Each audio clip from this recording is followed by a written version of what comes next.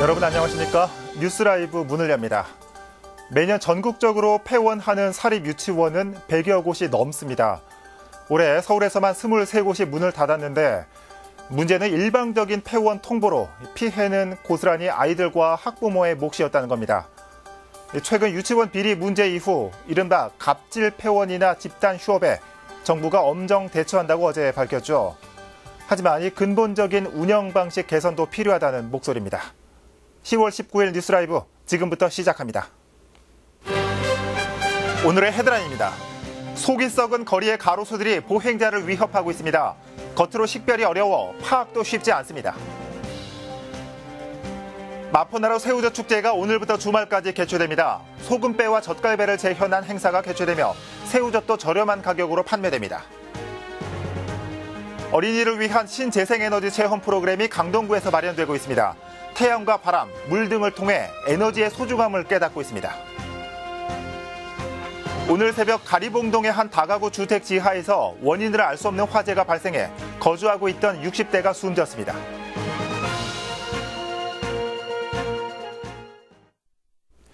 한여름 그늘도 만들어주고 맑은 공기를 내뿜으며 거리를 지키는 가로수. 그런데 이 가로수가 오히려 시민들의 안전을 위협하고 있습니다. 안이 썩어서 갑자기 부러지는 사고도 잇따르고 있는데 겉으로 보기에는 구별이 불가능해서 더 문제라고 합니다. 송지현 기자입니다. 종로구 관철동 일대 플라타너스라고 불리는 양버즘 나무가 도로 한가운데 쓰러져 있습니다. 이 사고로 다행히 인명피해는 없었지만 차량 한 대가 파손됐습니다. 쓰러진 나무 밑동을 들여다보니 내부가 썩어 있습니다. 인도와 차도 그 사이에 넘어졌기 때문에 큰 인명피해는 없었습니다. 그게 만약에 차도로 넘어졌을 때는 그 차 사고, 제2차 사고, 인명피해로 이어질 뻔했습니다. 일주일도 채 지나지 않은 9월 3일, 종로 일가에서 또 양버즘 나무 한 그루가 쓰러져 도로를 막았습니다. 이렇게 6월부터 9월까지 종로구에서만 모두 3그루의 양버즘 나무가 쓰러져 시민들의 안전을 위협했습니다. 꽝 소리가 나와보니까 나무가 쓰러져가지고 불안하고 언제 넘어질지 그걸 모르니까. 원래 조금 비스듬하게 눕혀 있었는데 그냥 갑자기 이쪽으로 넘어졌으면 여기 좀 다치겠죠. 세 나무 모두 겉으로 보기에는 멀쩡한 나무로 조사 결과 뿌리 안쪽이 썩어 있거나 줄기 내부에 동공이 생긴 것이 원인이었습니다. 좁은 보도에 갇혀 영양분을 제대로 공급받지 못해 속부터 썩고 있다는 것이 전문가들의 진단입니다. 양버즘 나무의 수명이 닿은 것도 또 하나의 원인입니다. 양버즘 나무의 수명은 40년 정도인데 1970년대부터 조성하기 시작한 양버즘 나무는 이미 수명이 닿은 겁니다. 종로구에는 모두 8,600여 그루의 가로수가 있는데 이 중 양버즘 나무는 1,200여 그루에 달합니다. 이 중 10에서 15%는 속이 썩어 있는 것으로 추정되지만 정확한 연구 결과는 아직 없습니다. 양버즘 나무는 1,230여 주 정도 되고요. 그중에서 육안으로는 할 수 없지만 칙칙한데 약 15%, 한 150에서 한 180여 주가 중간이 비어 있거나 강한 비바람에 쓰러질 수 있다는. 종로구는 진단기계를 외국에서 사들여 11월경부터 실태조사에 나설 계획이라고 밝혔습니다. 하지만 1,200여 그루에 달하는 양버즘 나무를 진단기계 한 대로 모두 점검하기까지는 시간이 걸릴 것으로 예상돼 혹시 모를 안전사고에 시민들은 불안에 떨고 있습니다. 딜라이브 서울 경기 케이블 TV 송지현입니다. 이렇게 갑자기 쓰러지는 가로수에 대한 시민들의 불안이 계속되고 있는 가운데 종로구의회 임시회 1차 본회의에서 전영준 의원이 5분 발언을 통해 안전 대책을 촉구했습니다. 어떤 내용이 담겨 있는지 살펴보겠습니다. 종로구의회 전영준 의원 전화 연결돼 있습니다. 의원님 안녕하십니까? 네, 안녕하세요. 반갑습니다. 네, 전영준입니다. 반갑습니다. 종로구에서 3개월간 3그루의 가로수가 쓰러졌다고요? 이렇게 이 가로수가 자주 쓰러지는 원인은 파악됐습니까? 예, 종로의 가로수 중 양버즘 나무, 쓰러진 나무죠. 나무가 1,230여 주 정도는 약 50년 전에 심은 나무로서 충분한 생육 환경을 확보 못한 상태에서 외부 환경 요인이 굉장히 취약합니다. 그래서 줄기 내부의 동공이나 뿌리 쪽의 썩음 현상으로 강풍, 태풍 또는 집중호우 시 복합적인 요인으로 인해 쓰러지는 것으로 판단됩니다. 예. 그런데 이 관련 법령이나 조례가 아직 없는 걸로 아는데 이 종로구의회에서 관련 조례를 앞으로 추진하는 겁니까? 예, 지금 본 의원이 확인한 바로는 네. 서울시 관내 25국의 자치구에는 이런 조례가 없는 것으로 파악이 됐습니다. 예. 현재 그 상위법인 산림자원의 조성 및 관리에 관한 법률의 이임을 받아서 제정된 서울특별시 가로수 조성 및 관리 조례에 의해서 가로수를 쉽게 관리하고 있는 형편입니다. 예. 그래 따라서 가로수 조성 및 관리 계획 수립 및 변경에 관한 사항이나 가로수 바꿔 심기, 수정 갱신을 말합니다. 예. 심기 쉽게에 관한 사항 등은 서울시 가로수 심의위원회로부터 통계를 받고 있는 실정입니다. 예. 그러다 보니까 네. 자치구별로 환경과 특성에 맞는 수정을 쉽게 하지 못하는 형편이며 현행 서울시 조례에는 본 의원이 지적한 위험 수목에 대한 규정이 마련되어 있지 않으므로 예. 가로수 관리 주체인 서울시의 조례 개정을 건의하겠습니다. 예. 이 앞선 기사에서도 나오긴 했는데 이 육안으로 확인이 어렵단 말입니다. 그래서 네, 이 그렇습니다. 진단 기계를 도입한다는데 이게 무슨 말입니까? 현재까지는 육안으로 판별을 했습니다. 정확한 식별이 되지 않았기 때문에 예. 우리 종로구에서는 부목 안전 진단 시스템기를 독일에서 직접 수입을 해가지고 네. 전도 위험이 있는 양보집 나무 위주로 우선적으로 시스템기를 도입해서 안전 검사를 할 예정입니다. 예. 그런데 이 진단기계 한 대로 이 종로구의 8,600여 그루의 가로수를 모두 진단한다는 게 물리적으로 쉽지는 않아 보입니다. 또 혹시 예, 기계를 그렇습니다. 더 구한다거나 아니면 계획하고 있는 다른 예방법이 있으신지요? 그 예방법이라 하면 지금 8,600여 주는 우리 서울시 또 우리 종로구가 관리하는 가로수입니다. 그 네. 가로수는 양버집 나무를 포함해서 앙번나무라든가 5가지 종류가 있는데요. 그 중에 우리가 대상으로 삼고 있는 거는 양버집 나무 약 1,230여 주를 대상으로 먼저 실시할 계획입니다. 예. 우선적으로 진단 시스템기를 활용해서 정밀 조사 실시할 계획인데요. 네. 지금 앵커님께서 말씀하신 대로 첫 시도니까 그 상황을 봐서 진단기를 더 도입을 한다든가 네. 그럴 계획에 있습니다. 네, 그렇군요. 이 도심 조경도 중요하겠지만 시민 안전이 최우선이겠죠. 의원님 오늘 말씀 잘 들었습니다. 예, 감사합니다. 네. 종로구의회 전영준 의원 전화 연결해봤습니다.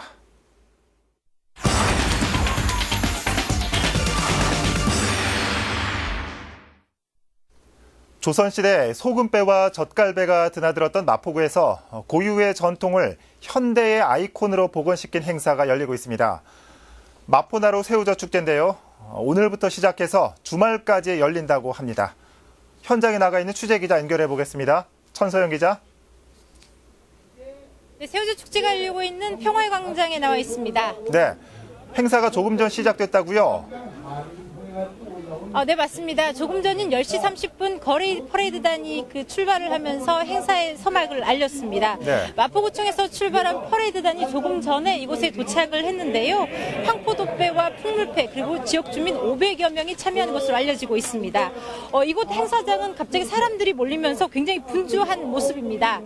지금 난지 연못 쪽에는 황포도배가 입항을 해 있고요. 예. 그 황포도배 안에는 새우젓이 사실 가득 실려 있는데 좀 사람들이 너무 많은 관계로 사실 지금 잘 보이지 않으실 것 같습니다. 네. 지금 사또가 지금 새우젓 품평을 하고 있습니다. 검수를 하고 있고요. 여기서 통과를 시키면 개장식이 시작되는 이런 분위기입니다. 예.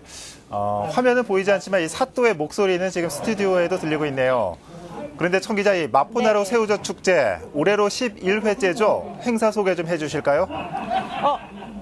네, 맞습니다. 조선시대 마포는 소금배와 젓갈배들, 전국의 배들이 모여들었던 곳입니다. 네. 특히 김장철을 앞둔 10월이면 사람들의 발걸음이 굉장히 많았다고 하는데요. 여기서 착안된 축제가 바로 새우젓 축제입니다. 옛 마포나루에서 유통되던 새우젓이라는 고유의 전통을 현대의 아이콘으로 복원시키는 것입니다. 행사는 크게 두 가지로 진행되는데요. 가운데 진행되는데 하나는 100년 전에 마포를 볼 수 있습니다. 옛날 동원을 비롯해 옹기점과 포목점 등 상점가가 이렇게 만들어져 있어서 구경을 할 수 있고요. 전통놀이도 체험을 할 수 있습니다. 또 하나는 오늘 주인공인 새우젓, 전국 각지의 새우젓이 한데 모여 있습니다. 좋은 새우젓을 구매할 수도 있습니다. 네, 이 김장을 앞둔 우리 주부들의 관심도 많을 것 같습니다. 이 새우젓은 얼마나 싸게 살 수 있습니까? 새우젓은 시중 가격보다 15에서 20% 정도 저렴하게 판매가 되고 있다고 합니다. 네. 사실 올해는 폭염의 영향으로 어획량이 굉장히 많이 줄어들어서 가격이 전년도에 비해서 소폭 상승한 상태라고 합니다. 육젓은 킬로그램당 5만 원에서 7만 원에 거래가 되고 있고요. 예. 김장용으로 쓰이는 추젓의 경우 15,000원에서 3만 원에 거래가 되고 있다고 합니다. 마포나루 새우젓 축제는 오늘부터 시작해 일요일까지 진행이 됩니다. 지금 개막 공연을 비롯해 딜라이브 케이블 방송의 청춘 노래자랑, 그다음에 다양한 전통 문화 공연 등 프로그램이 다양하게 준비되어 있으니까요. 주말에 나와 보셔도 좋을 것 같습니다. 네. 지금까지 월드컵 공원 평화의 광장에서 전해드렸습니다. 네, 천서영 기자 잘 들었습니다. 이 새우젓이라는 독특하고 전통적인 소재를 문화행사로 탈바꿈시킨 일요일까지 개최된다고 하죠. 마포나루 새우젓 축제 연결해봤습니다.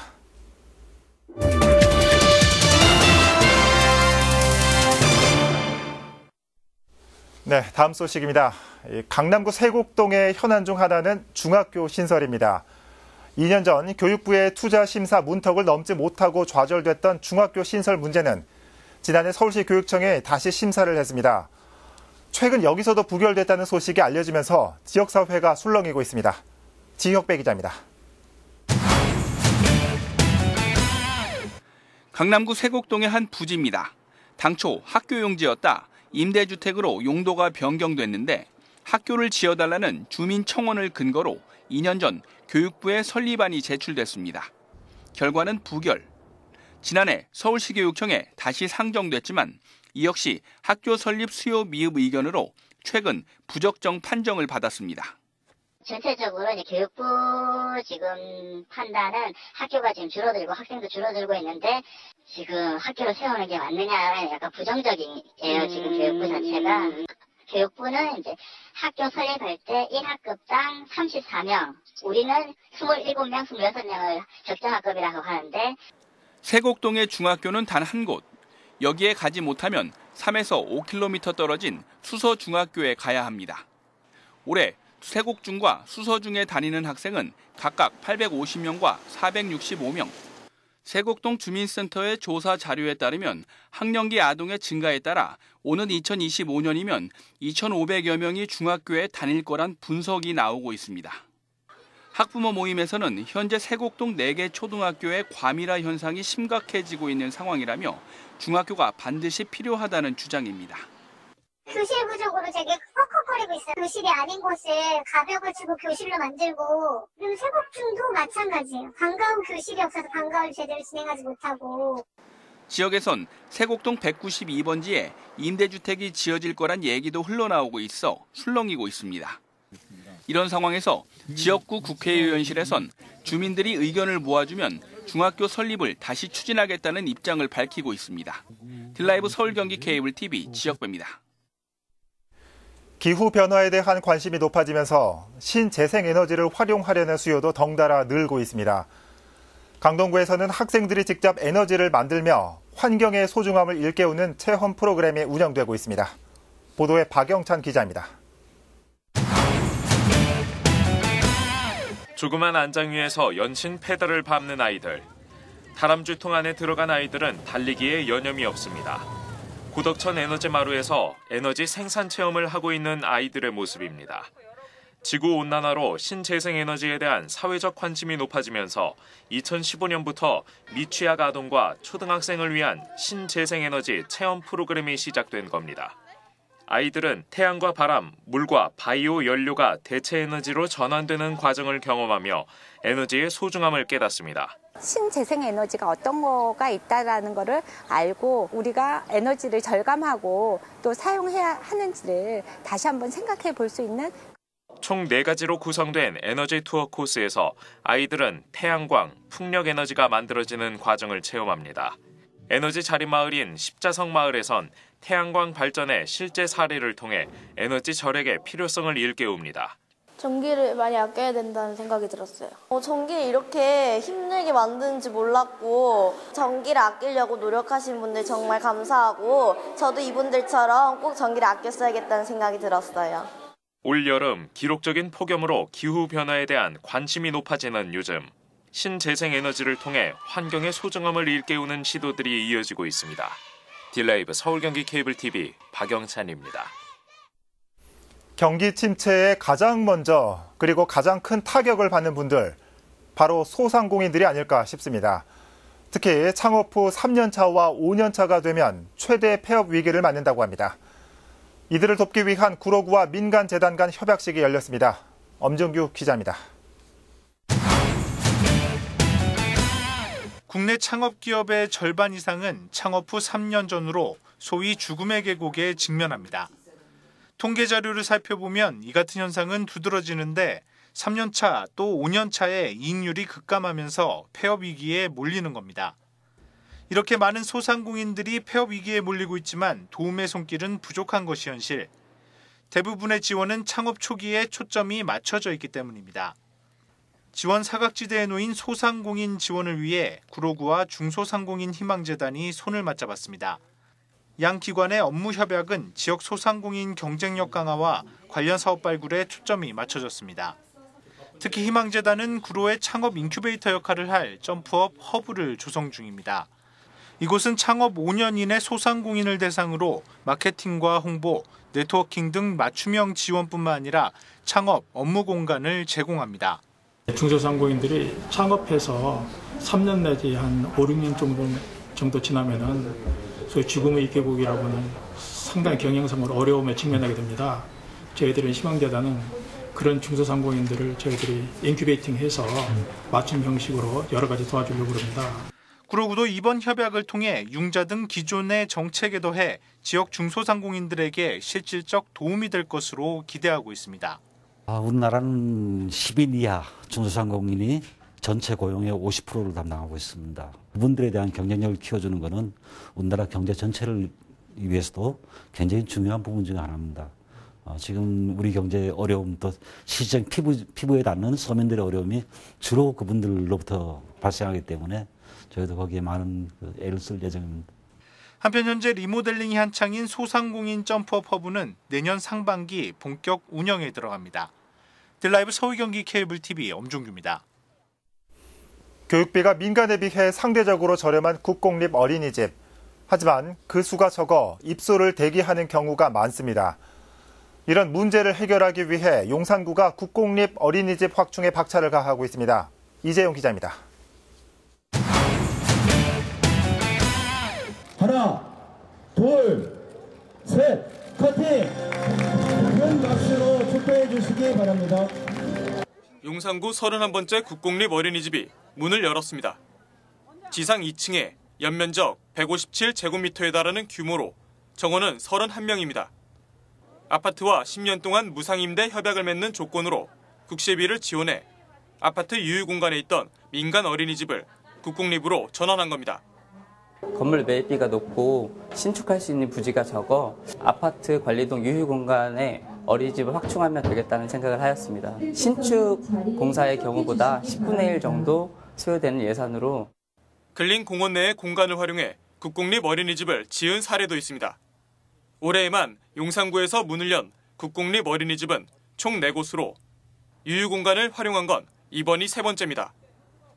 너무 좋죠. 일단 무슨 말이 필요하겠습니까? 아이를 맡길 만한 그런 곳이 굉장히 많이 부족합니다. 앞으로 태어날 아이들을 위해서 이런 곳이 많이 생기고 양성이 되었으면 좋겠습니다.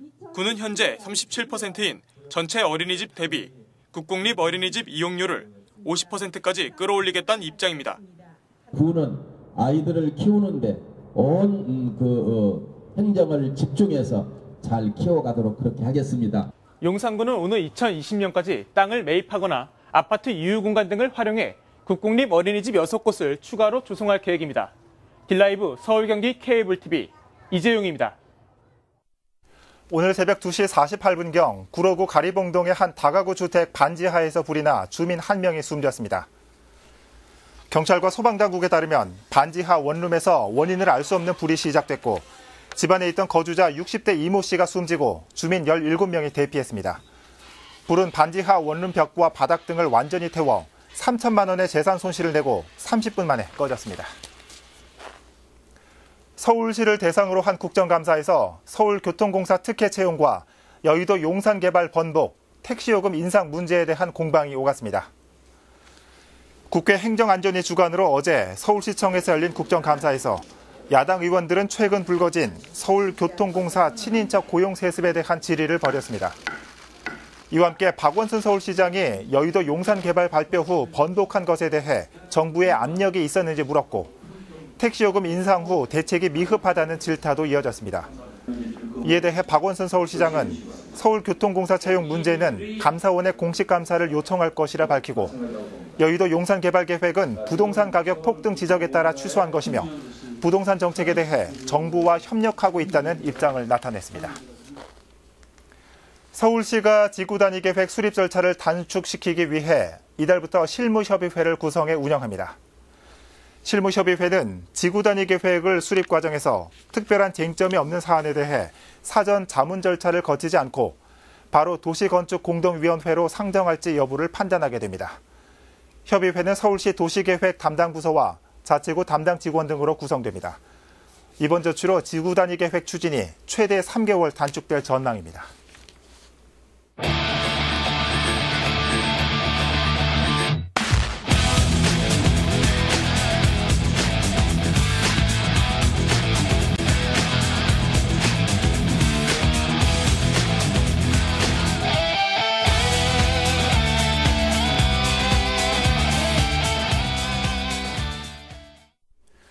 소위 말하는 알바 시급이 가장 높은 곳도 강남이었습니다. 한 아르바이트 포털의 빅데이터 분석 결과 강남구의 아르바이트 평균 시급은 8,757원, 서울 평균보다 270원가량이 높고 올해 최저임금보단 1,220원이 높습니다. 자리도 가장 많고 시급도 높은 곳, 알바하는 청년들에게도 강남은 또 한 번 핫플레이스였습니다. 뉴스라이브 마칩니다. 시청해주셔서 고맙습니다.